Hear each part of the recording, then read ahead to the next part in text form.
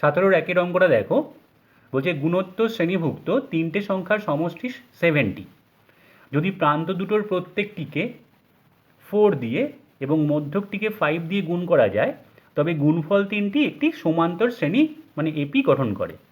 সংখ্যা তিনটি নির্ণয় করো। ঠিক আছে, আমি সংখ্যা তিনটেকে ধরছি এ, আর আর আর স্কোয়ার, যেখানে এ হচ্ছে ফার্স্ট টার্ম মানে প্রথম পদ, আর হচ্ছে সাধারণ অনুপাত বা কমন রেশিও। তাহলে বলে দিয়েছি এই তিনটে সংখ্যার যোগফল 70, তাহলে a plus r square equal to 70 বলা আছে 1 নম্বর। তারপরে কি বলেছে, বলেছি যদি প্রান্ত দুটোর প্রত্যেকটিকে 4 দিয়ে গুণ করা হয়, তো প্রান্ত দুটো কোনটা, একটা এ আর একটা আর স্কোয়ার, তাহলে 4 দিয়ে যদি গুণ করি তাহলে এটা 4a হয়ে গেল আর এটা 4আর স্কোয়ার হয়ে গেল, আর মধ্যকটিকে মানে মিডিল টার্মটিকে মানে কে 5 দিয়ে মাল্টিপ্লাই করা হলো। তাহলে গুণফল তিনটে একটা সমান্তর শ্রেণী গঠন করলো। তার মানে 4a 5ar আর 4ar স্কোয়ার এপিতে আছে। ক্লিয়ার? তাহলে এরা এপিতে আছে মানে কি, তার মানে আমি বলতেই পারি যে first term plus third term মানে 4a plus 4ar square equal two 2 into middle term 5ar। Clear হয়েছে? বা এটা হচ্ছে আমরা 2 নম্বর সমীকরণ ভাবতে পারি। এবার এখান থেকে দেখো এটা কেটে দেওয়া যায় সব জায়গা থেকে, তাহলে 4 plus 4r square equal two এটা হচ্ছে 10r, যেহেতু এ নট ইকুয়াল টু 0, কারণ এ 0 হলে ফার্স্ট টার্মটাই 0 হয়ে যাচ্ছে, সব টার্মগুলো 0 হয়ে যাচ্ছে, তো সেটা হতে পারে না। ক্লিয়ার? আচ্ছা, এখান থেকে আমরা 2টাকেও কেটে দিতে পারি কমন দিয়ে, 2 কমন নিলাম বা 2 দিয়ে ডিভাইড করে দিলাম প্রত্যেকটা টার্মকে, তাহলে 2 plus 2r square equal two 5r। Clear? বা 2r square minus 5r plus 2 equal to 0, বা 2r square minus 4r minus r plus 2 equal to 0। Middle term factor করলাম, 2rটা কমন নিলাম, তাহলে r minus 2 minus 1 r minus 2 equal to 0, বা এখান থেকে r minus 2 into 2r minus 1 equal to 0। তাহলে এখান থেকে r equal two 2 or r equal to half. ঠিক আছে? তাহলে r এর ভ্যালুটা যখন 2, তখন আমরা এর কত ভ্যালু পাবো সেটা একটু বার করে নিই। আর এর ভ্যালু 2 বসালে এখানে দেখো 1 নম্বর ইকুয়েশানটায় বসাচ্ছি আর এই জায়গায় 2, তাহলে a plus 2a plus 2 square মানে 4a ইকুয়াল টু 70। তাহলে 4 2 6 के साथ 7a ইকুয়াল টু 70, তাহলে a ইকুয়াল টু কত এলো 10। তাহলে a 10 এলো যখন r 2, যখন r ইকুয়াল টু 2। ক্লিয়ার?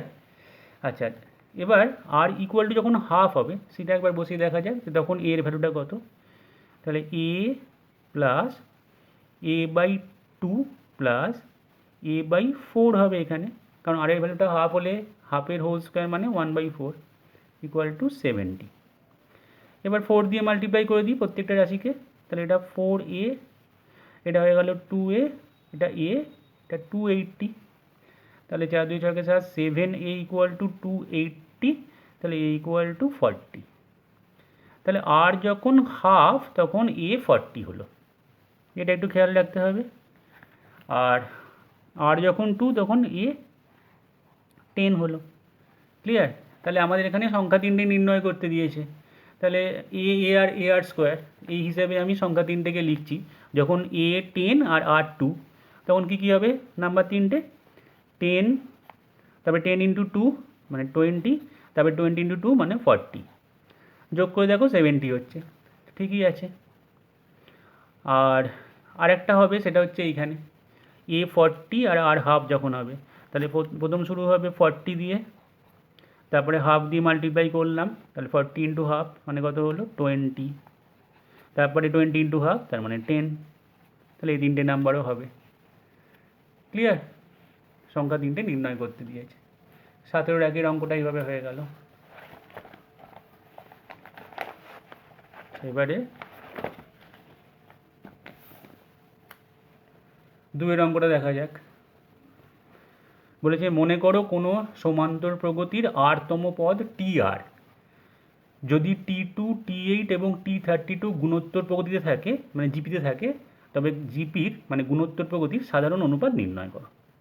তা কী বলছে, আরতম পদ টিআর আর T2, T8 আর T32 জিপিতে আছে।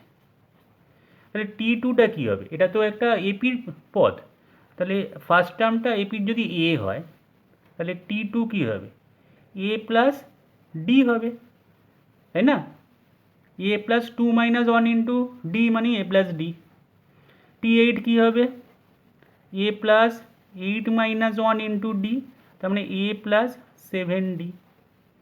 আচ্ছা T32 কী হবে, এ প্লাস 32 - 1 ইন্টু ডি, তার মানে এ প্লাস 31d। ক্লিয়ার?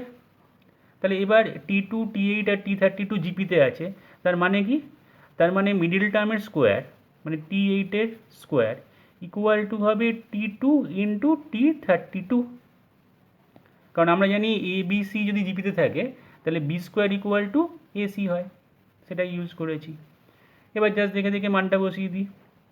T8 কোনটা, T8 হচ্ছে এ প্লাস 7d, এ প্লাস 7d। T2 হচ্ছে এ প্লাস ডি, T32 হচ্ছে এ প্লাস 31d। এবার ফর্মুলা ফেলে দিই, এটা a square plus 14ad plus 49d square equal to, এখানে মাল্টিপ্লাই করি, এটা হচ্ছে a square plus 31ad plus ad plus 31d square. Clear? যে এ স্কোয়ার কেটে গেল দুই থেকে। আচ্ছা সব জায়গা থেকে ডিটাও কেটে দেওয়া যাবে, কারণ ডি নন জিরো, ডি যদি জিরো হয়ে যায় তাহলে এটা কনস্ট্যান্ট এপিতে পরিণত হবে, সেটা আমরা নেব না। তাহলে D not equal two zero করে আমরা সব জায়গা থেকে ডিটা কেটে দেবো। তাহলে এখানে 14a ডিকে কেটে দিয়েছি, 49d স্কোয়ার থেকে শুধু ডি, এখানে 31a প্লাস এখানেও এ, আর দুটোকে যোগ করা যেত, প্লাস 31d, যেহেতু D not equal two zero. বোঝা গেছে? তাহলে এবার কি হচ্ছে দেখো, 32a হয়ে যাচ্ছে এখানে, এটা 14a যদি দিকে নিয়ে আসি আর এটাকে এদিকে নিয়ে আসি ডিটাকে, তাহলে 49d থেকে মাইনাস করবো 31d, তাহলে এটা কত হচ্ছে 18d। আর এখানে 32a থেকে 14a বাদ গেল, তার মানে 18a, 18 কেটে গেল, তার মানে a ইকুয়াল টু ডি হয়ে গেল। ঠিক আছে, এ আর ডি ইকুয়াল হয়ে গেল। ক্লিয়ার? এবার বলছি গুণোত্তর প্রগতির সাধারণ অনুপাত নির্ণয় করতে হবে। তাহলে গুণোত্তর প্রগতিতে তো আছে এরা T2, T8, T32, তাহলে গুণোত্তর প্রগতির সাধারণ অনুপাত মানে T8 বাই T2, বা আমরা T32 বাই T8ও করতে পারি, তা T8 বাই T2ই করি। সেটা ইকুয়াল টু কী হবে, T8 মানে আমরা কি জানি, T8 হচ্ছে এ প্লাস 7d, দেখো তাহলে a plus 7d divided by T2 মানে এ প্লাস ডি। এবার ডি এর জায়গায় এ বসিয়ে দিই, কারণ এ আর ডি ইকুয়াল এখানে বার করেছি। তাহলে a plus 7a R A plus এ, তাহলে এটা 8a বাই 2a, ঠিক আছে, 8a বাই 2a, এ কেটে গেল, তাহলে এটা 4 অ্যান্সার হলো। 4ই হলো জিপিটার কমন রেশিও বা সাধারণ অনুপাত। ক্লিয়ার?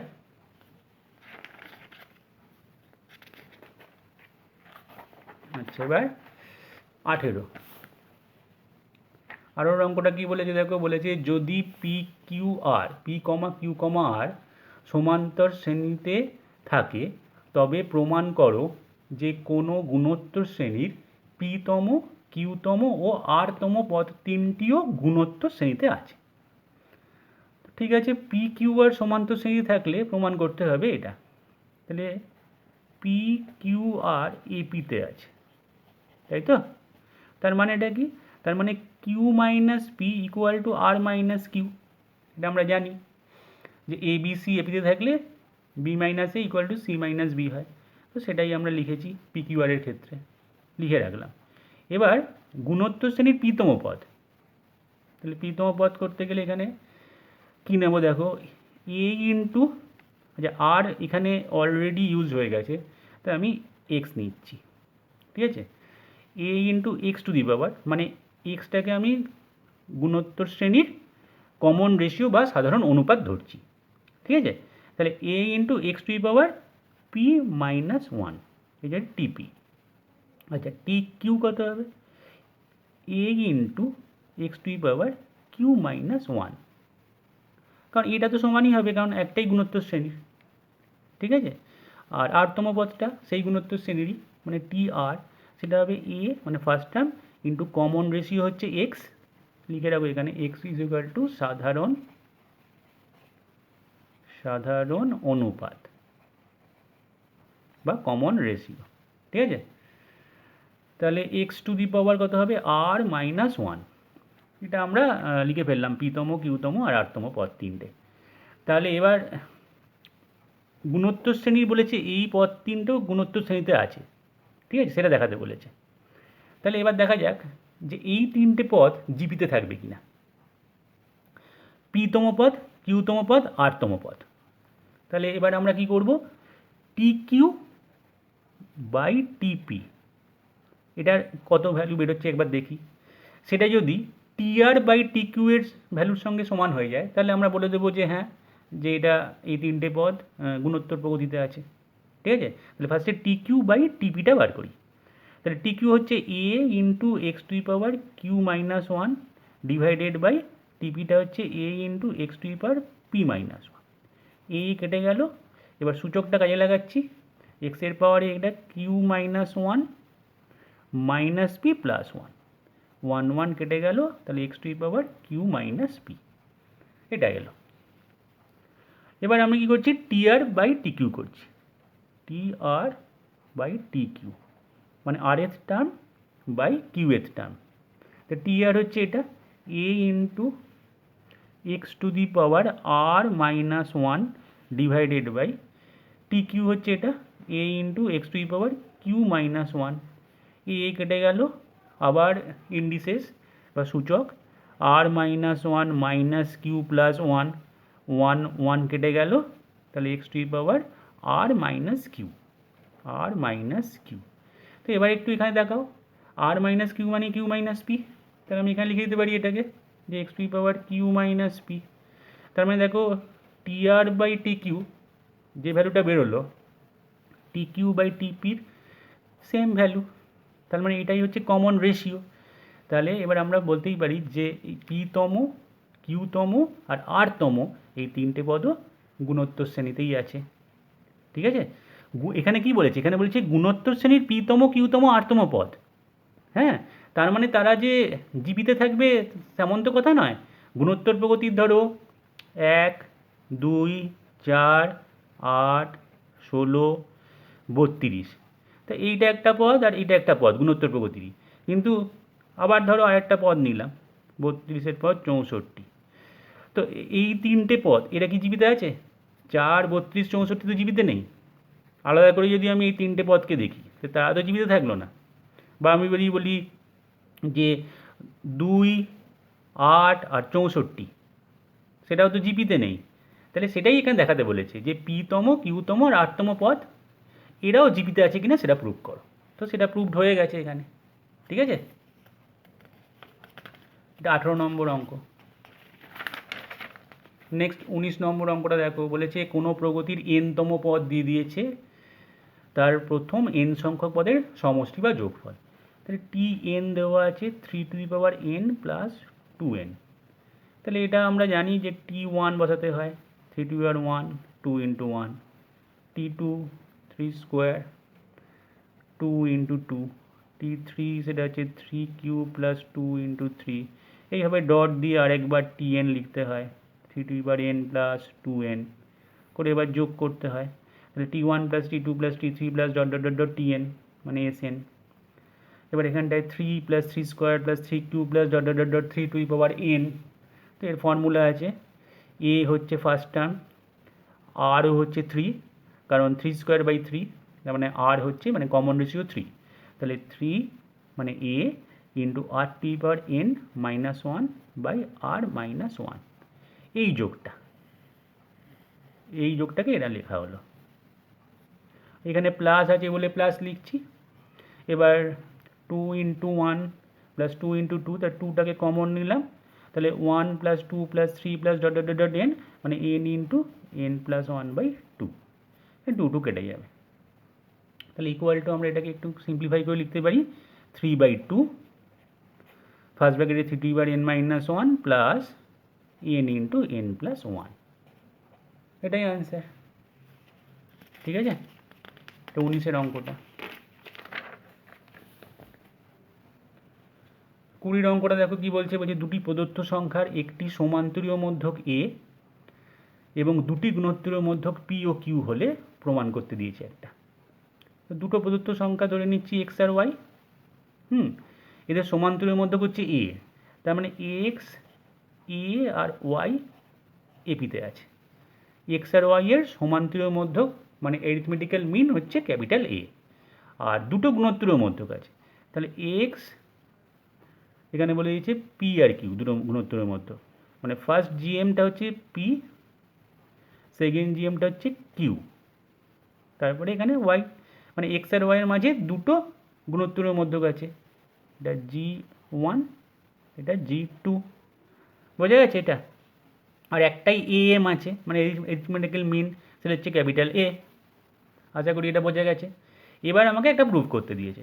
তো এবার দেখো এখানে x a y এপিতে আছে, তার মানে এখানে আমি বলতে পারি যে 2a = x + y, এটা আমি লিখতেই পারি, তাই না? মাঝেরটাকে 2 দিয়ে গুণ করলাম, সেটা প্রান্ত দুটোর যোগফলের সঙ্গে সমান। আর এখানে দেখো এই চারটে টার্ম জিপিতে আছে, x p q আর y, এটা তো জিপিতে আছে এই চারটে টার্ম, তাহলে x/p = আমরা লিখতে পারি p/q লিখতে পারি q/y, এবং এটা হচ্ছে 1/r এর সঙ্গে সমান, মানে আমি আগেও বলেছি যে কমন রেশিওর রেসিপ্রোকাল, মানে অনন্যকের সঙ্গে এটা সমান হবে, তো আমরা লিখতেই পারি। উল্টো লিখতে পারতাম যে p/x = q/p = y/q, একই ব্যাপার এরকম লিখলাম। তাহলে এখান থেকে দেখো আমরা একটা জিনিস পাচ্ছি, p² = qx, যদি কোনাকুনি গুণ করি এটা ইকুয়াল টু এটা করে, তাহলে p² = qx পাচ্ছি, এটা একটা পেলাম। আর q² দেখো q² = py পেলাম। ঠিক আছে, তাহলে এবার দেখো আমাকে যে প্রুফটা করতে দিয়েছে, তাহলে একটু লিখছি p² q plus q² p, তাহলে p² এর জায়গায় আমরা লিখতে পারি qx লিখলাম, বাই q যেমন আছে থাকলো, প্লাস q² এর জায়গায় py লিখলাম, নিচে p আছে, কাটাকাটি করলে x + y, এবার x + y এর জায়গায় দেখো 2a লেখা যায়, এটাই প্রুফ করতে দিয়েছে, প্রুফড হয়ে গেল। ক্লিয়ার হয়েছে আশা করি 20 অঙ্কটা।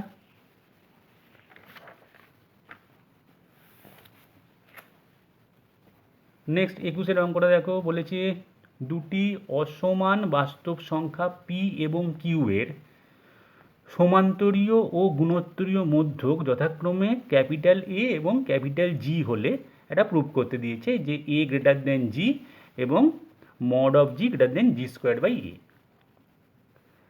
তো এখানে আমার মনে হয় আরেকটু বলতে হবে যে দুটো অসমান বাস্তব সংখ্যা p এবং q, এটা তো বলাই আছে যে p ≠ q, আর p q বাস্তব সংখ্যা, বিলংস টু রিয়েল নাম্বার। আর একটা জিনিস বলতে হবে যে p > 0 আর q ও > 0, এটা বলা নেই কিন্তু তোমরা লিখে নেবে যে p আর q অবশ্যই ধনাত্মক সংখ্যা, মানে পজিটিভ নাম্বার। তো এবার কি বলেছে দেখো, p আর q এর সমান্তরীয় ও গুণোত্তরীয় মধ্যক দিয়ে দিয়েছে a আর g, তাহলে a = আমরা জানি যে p + q/2, এটা আমরা জানি সমান্তরীয় মধ্যকের ফর্মুলা। আর গুণোত্তরীয় মধ্যক আমরা বলতে পারি g বলা আছে, সেটা আমরা এরকম বলতে পারি যে g = ±√pq, ঠিক আছে, g = ±√pq, এটা হলো সমান্তরীয় মধ্যক, এটা হলো গুণোত্তরীয় মধ্যক। এবার দেখো p আর q > 0 যদি হয়, এখানে তাকিয়ে দেখো pটা > 0, qটাও > 0, আর 2টাও > 0 অলওয়েজ, তাহলে এই যে রাশিটা এলো সেটা অলওয়েজ > 0 হবে, তাই তো? তাহলে এটা > 0 হচ্ছে পজিটিভ সেক্ষেত্রে। আর এখানে জি এর মান যদি আমি দুটো নিয়েছি plus minus root over P Q, তাহলে প্লাস মাইনাস নিয়ে তাহলে একটা মাইনাস হতে পারে, এটা হতে পারে, আর একটা কী হতে পারে, একটা হতে পারে রুট ওভার পি কিউ শুধু প্লাস। তাহলে জি যদি minus root over P Q হয় সেক্ষেত্রে এ অবভিয়াসলি গ্রেটার দেন জি হবে, কারণ এ হচ্ছে একটা পজিটিভ নাম্বার, যেহেতু P positive Q positive two positive, তাহলে এটা পজিটিভ, আর জিটা নেগেটিভ নাম্বার, তাহলে সেক্ষেত্রে এটা অবশ্যই জি এর থেকে বড় হবে সেই হিসেবে। তাহলে ফার্স্টে g equal to minus root p Q এর থেকে ক্যাপিটাল এটা বড় হয়ে গেল।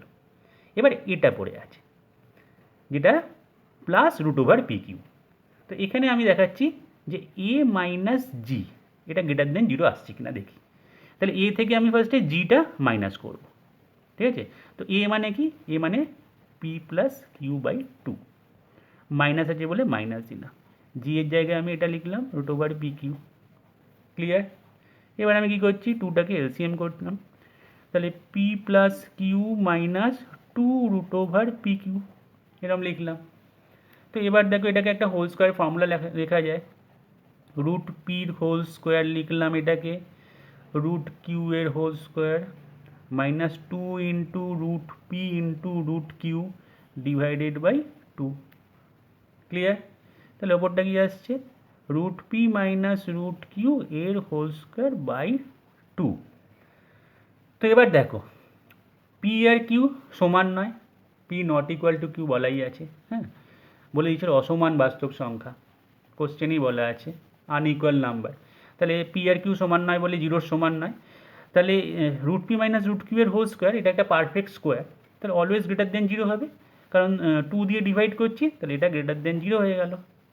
তার মানে কী হলো দেখো, তার মানে এ মাইনাস জি গ্রেটার দেন জিরো হলো, তাহলে এ গ্রেটার দেন জি, প্রুফটা হয়ে গেল।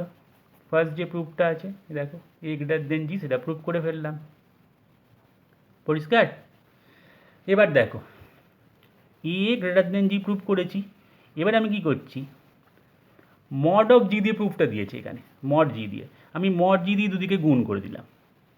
এই ইকুয়েশনটায় এ গ্রেটার দেন জি আছে, আমি মড জি দিয়ে দুদিকে গুণ করছি।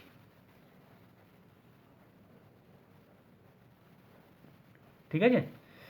আচ্ছা, আরেকটা জিনিস আমি বলতে পারি, দেখো এ যখন গ্রেটার দেন জি, হ্যাঁ, তাহলে আরেকটা স্টেপ আমি এখানে লিখতেই পারতাম যে এ গ্রেটার দেন মড জি বলতে পারতাম, কারণ জি এর যা মানই দিই না কেন পজিটিভ নেগেটিভ, জি এর এখানে যা মানই দিই না কেন এ মড জি এর থেকে বড় হবে।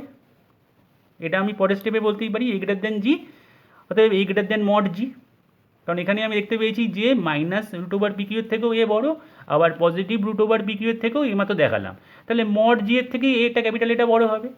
তাহলে এটার পরের লাইনটা আমি কি করতে পারি, মড জি দিয়ে দুদিকে যদি গুণ করি তাহলে এখানেও মড জি ধরে নাও, এইটা থেকে এটা নিলাম, প্রথমে এটা বললাম তারপরে বললাম এটা, তারপরে এটা করলাম, বোঝা গেছে আশা করি। তাহলে এবার এ মড জি গ্রেটার দেন কী হয়ে গেল দেখো, a mod g greater than mod g into mod g, তাহলে এরকমভাবে লিখতে পারি মড জি স্কোয়ার। এবার মড জি স্কোয়ারটা আমরা জি স্কোয়ার করে বাইরে বার করতে পারি, কারণ জি পজিটিভ। দেখো এখানে a mod g greater than g square, মডের ভেতরে জি স্কোয়ার যেটা আছে সেটা পজিটিভ, যেহেতু g square greater than zero, তাহলে আমরা মড অফ জি স্কোয়ারকে জি স্কোয়ার করে বার করতে পারি। খুব ভালো করে লক্ষ্য করো, এবার প্রুফটার দিকে যাচ্ছি, আমাকে mod g greater than g square by a দেখাতে হবে, তো এটাকে আমি নামাতে পারি পরের লাইনে, তাহলে mod g greater than g square by a. এবার এটাকে নামাতে পারছি কেন, কারণ এও গ্রেটার দেন জিরো। ঠিক আছে, ইকুয়েশন তোমরা পড়েছো নিশ্চয়ই, আগে ভিডিওগুলো দেখেছিলে যে এ গ্রেটার দেন জিরো কেন, এখানে p greater than zero, q greater than zero, আর টু গ্রেটার দেন জিরো, তাহলে এখানে এই গোটা ব্যাপারটাই গ্রেটার দেন জিরো হয়ে গেল বলে এটাও গ্রেটার দেন জিরো, তাহলে আমি এখানে ইকুয়েশানে এটাকে নিচে নামাতে পারি। ঠিক আছে, তাহলে এবার বোঝা গেছে। তাহলে এখানে আমরা বলবো এ গ্রেটার দেন জি, আমরা জানি, এরপরেই বলবো এ গ্রেটার দেন মড জি, কারণ জি এর মান নেগেটিভ হোক বা পজিটিভ হোক দুটো ক্ষেত্রেই ক্যাপিটাল এটা বড়, তাহলে সেটাই লিখেছি। এবার দুদিকে মড জি দিয়ে গুণ করেছি, গুণ করতে পেরেছি কারণ মড জিটাও পজিটিভ।